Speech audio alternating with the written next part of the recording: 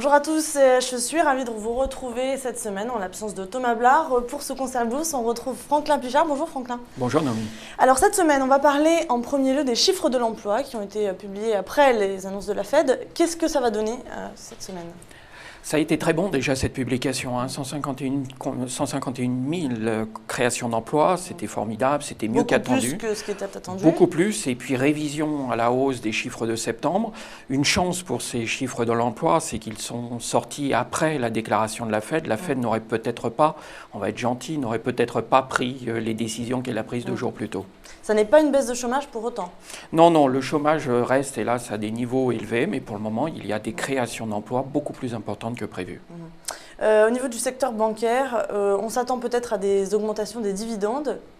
Ça a été le driver de la fin de semaine dernière aussi, des déclarations selon lesquelles les banques américaines pourraient à nouveau distribuer, voire augmenter le dividende des actions. Et effectivement, ça a mis le feu un petit peu à l'envolée de l'ensemble du secteur américain en fin de semaine dernière. C'était une très bonne chose.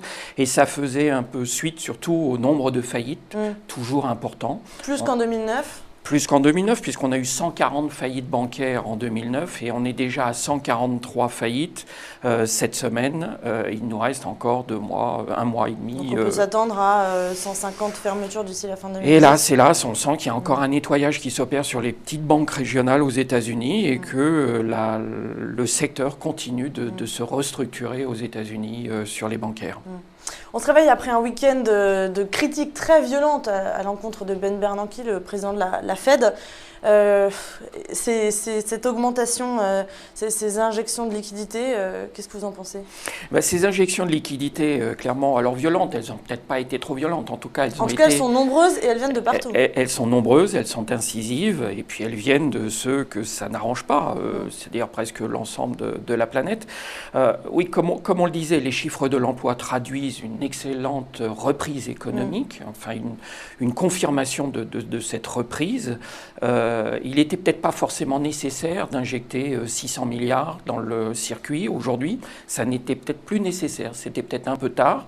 Donc si la Fed a décidé de le faire, on peut peut-être lui prêter l'intention d'avoir voulu, par ce biais-là, laisser filer encore un peu plus le dollar.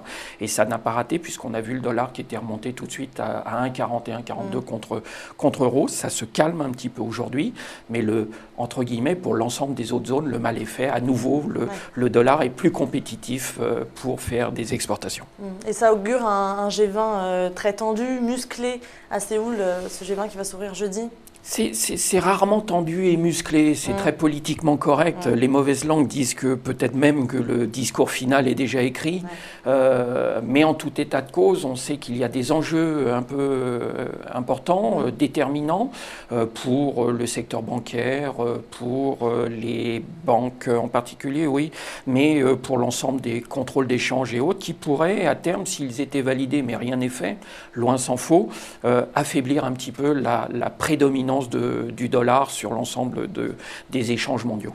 C'est Nicolas Sarkozy qui va prendre la présidence de ce G20 pendant 1 an. Il a dit dans ses ambitions qu'il souhaitait notamment réformer le système monétaire avec la Chine. Est-ce qu'on peut s'attendre à des résultats ? Est-ce que ce n'est pas trop ambitieux ? C'est certainement très très ambitieux. Effectivement, les déclarations de notre président disant qu'il était de concert avec la Chine pour pouvoir œuvrer lors du G20 et ensuite, c'est effectivement peut-être un petit peu ambitieux, mais enfin, s'ils y arrivent, c'est formidable. 1 an pour le faire. On termine avec les publications cette semaine. La confiance des ménages d'abord aux États-Unis en fin de semaine. Confiance des ménages devrait être bonne. On a peu d'indicateurs américains cette semaine du côté de Séoul, les yeux seront tournés, on verra un petit peu ce qui se passe là-bas, mais c'est plutôt du côté des publications européennes qui sont meilleures globalement en pourcentage que les publications américaines. C'est peut-être l'occasion de mettre un petit peu plus en perspective et donner un peu plus de relief aux publications de la zone euro cette semaine, alors qu'on a été focalisé plutôt sur ce qui se passait outre-Atlantique depuis pas mal de semaines. Sur les entreprises, 1/3 des valeurs Eurostock vont être publiées cette semaine. Ça va soutenir la tendance haussière? Alors, un tiers ont déjà été publiés pour le moment. On va avoir de très très nombreuses publications cette semaine. C'est vrai que ça va être très très important. Ce qui devrait valider, une fois de plus, 88% des publications supérieures au consensus. Donc c'est effectivement, comme vous le disiez, un driver important pour poursuivre ces quelques semaines qui nous séparent de l'année, ce 4000 points en ligne de mire pour le CAC. On crée toujours des conditions favorables avec des petites prises de bénéfices, des petites corrections, mais globalement un environnement favorable qui devrait nous emmener tranquillement vers ce niveau de 4000-4100 points. C'est sur cette note positive qu'on va terminer ce Conseil Bourse. Merci beaucoup. Et on retrouve Pascal Plunet. Bonjour. Bonjour Noémie. Alors vous allez nous parler aujourd'hui d'Excel Industries. C'est une petite société française qu'on ne connaît pas très bien, qui fabrique des pulvérisateurs. Je vais y arriver. Justement, c'est intéressant de s'intéresser justement à des sociétés qu'on ne connaît pas très bien. C'est aussi le but de Décideur TV. C'est une petite société, ça pèse 200 millions d'euros. Et en plus, il n'y a pas beaucoup de flottants. Il y a 50 millions d'euros puisqu'il y a à peu près 25% de flottants. Néanmoins, c'est une société qui a une très forte position. Les pulvérisateurs que fabrique Excel Industries sont donc à destination de l'industrie pour les protections des matériaux, donc des pulvérisations de peinture, de produits dépoussiérants, donc vraiment pour l'activité industrielle. Ça représente à peu près un quart de l'activité d'Excel Industries environ. Et le gros morceau, donc ce qui reste à peu près plus de 3/4, presque 80%, c'est des pulvérisateurs utilisés pour la protection des végétaux. Donc là, c'est les exploitants agricoles qui pulvérisent des pesticides, des fongicides, des herbicides pour protéger les récoltes. Alors ça va des cultures de plaine, la vigne, les arbres fruitiers. C'est un outil qui est très utilisé par les agriculteurs. Exactement. Alors, Excel Industries donne quelques statistiques et estime que les pulvérisateurs sont vraiment le deuxième outil de travail de l'exploitant agricole après le tracteur, puisque Excel estime que les pulvérisateurs sont utilisés à peu près 2/3 de toute l'année pour faire entre 4 et 20 traitements par parcelle à traiter. Donc vraiment, c'est très très utilisé, c'est très important pour les agriculteurs. Et là-dessus, Excel Industries est leader mondial. Voilà, tout à fait. Sur cette activité, leader mondial numéro 1 sur les végétaux et numéro 3 sur les matériaux. Alors ce qui nous intéresse particulièrement sur cette valeur, c'est la branche plutôt matériaux, puisque au quatrième trimestre, la société a annoncé un rebond de 89%, c'est ça? Exactement, c'est un exercice décalé. Excel vient donc de publier la fin de son année d'exercice décalé et on constate un rebond spectaculaire, une hausse de 89% du chiffre d'affaires sur tout ce qui est... S'explique comment, pardon? Alors, cette activité est vraiment une activité industrielle très très cyclique. Il y a donc eu des prises de commandes, notamment dans le secteur de l'automobile, en Chine, Brésil, marché d'Europe centrale, donc les pays émergents classiques où on sait qu'il y a eu des rebonds très forts et on sait que le secteur automobile est très cyclique, donc il y a eu des prises de commandes très très puissantes sur ce segment. Plus qu'attendu, hein? Beaucoup plus qu'attendu, c'était une très bonne surprise et je dirais que le marché était un petit peu pris de court, donc on a une très très bonne attente sur ce dossier. Et c'est pour ça que vous la conseillez, parce que en termes d'agriculture, c'est moins positif, en 9 mois, moins 25%. Oui, pour l'instant c'était compliqué parce qu'on a quand même assisté depuis plusieurs mois à vraiment, on peut dire, un effondrement des prix de nombreuses matières premières et notamment agricoles.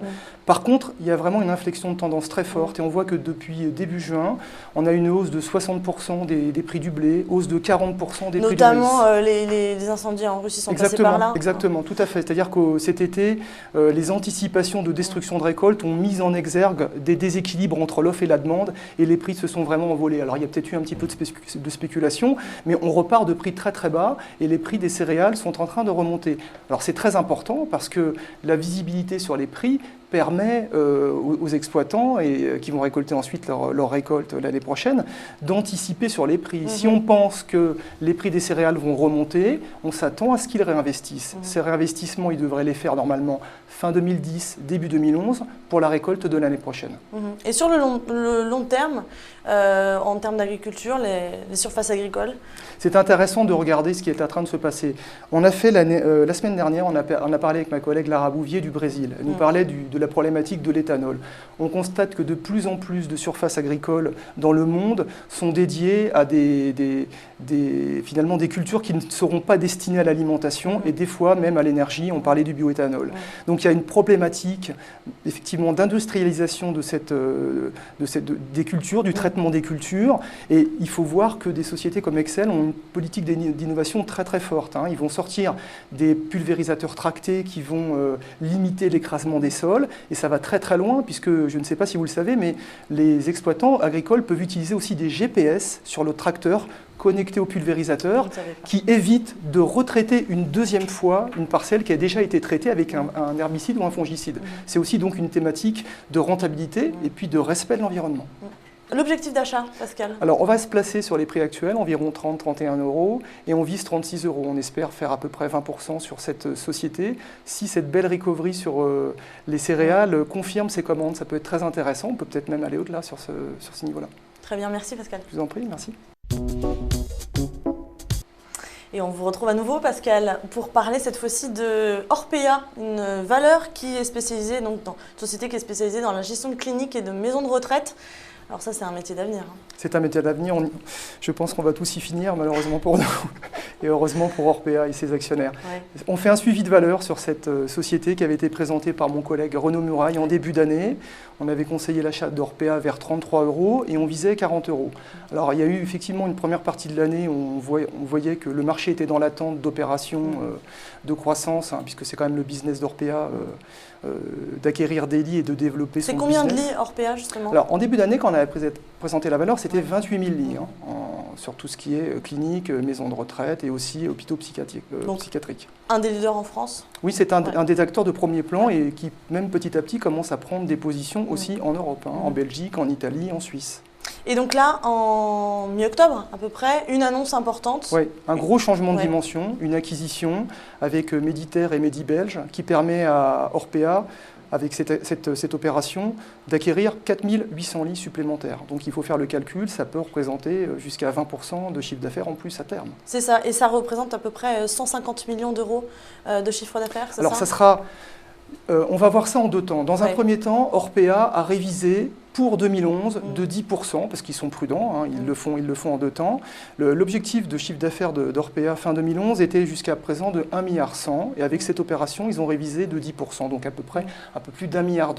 Mais quand on dissèque bien cette opération, qui pour l'instant porte sur une partie optionnelle et puis une partie qui sera finalisée par tout de suite, avec un financement par du cash en action Orpea, ce qui est intéressant, c'est effectivement de voir qu'à terme, cette opération peut amener jusqu'à 250, voire même 280 millions de chiffres d'affaires en plus, horizon 2012. Donc pour l'instant, Orpea communique sur un horizon court, qui est son activité, sa fin d'exercice 2010 et ses perspectives 2011, et révise en hausse de 10% son chiffre d'affaires. Il y a une donnée qui est intéressante aussi, c'est le taux de remplissage des lits, 96% de taux de remplissage, qui permet de faire un peu pression sur les prix. Exactement. C'est un métier qui ne connaît pas la crise. Orpea, 5 ans, on va revenir de 5 ans en arrière. Tous les ans, c'est 20%, 30% de croissance du chiffre d'affaires. Une rentabilité qui a toujours été maîtrisée à 13, 13,5, 13,70% de rentabilité opérationnelle. Et effectivement, un taux de remplissage très fort, 96%. Et ça amène du pricing power. Ça permet à Orpea de relever ses prix. Sur l'objectif d'achat de Orpea? Alors, on avait conseillé l'achat à 33 €, on visait 40, on est à 36 €. On a même flirté avec les 37 parce que cette très bonne surprise qui n'était pas du tout attendue par les analystes, en tout cas cette ambition-là n'était pas attendue en termes de développement, le titre a réagi très fort. On passe à conserver et on estime que maintenant, avec ces éléments nouveaux, plus que jamais, Orpea doit pouvoir atteindre son objectif de 40 € qu'on avait donné en début d'année. Donc on conserve la position. Ok, merci beaucoup Pascal. Merci Lémi. Très bonne semaine sur Décideur TV.